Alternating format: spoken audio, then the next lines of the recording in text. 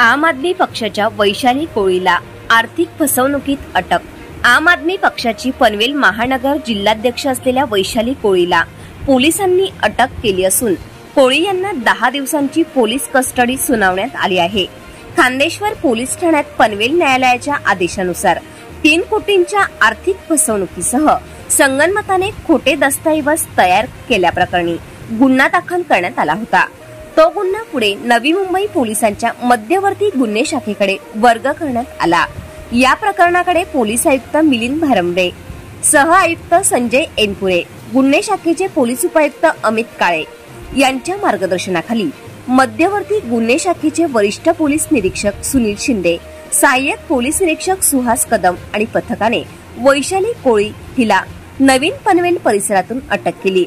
गुन्ह्याची पार्श्वभूमी असलेली आरोपी वैशाली कोळी हिने फिर्यादी अश्विनी भोसले यांच्याकडून रोख रक्कम आणि दागिने लुबाडताना तिला दुप्पट फायदा मिळवून देण्याची बतावणी करून जमीन आणि फ्लॅटचे खोटे दस्तऐवज तयार केले।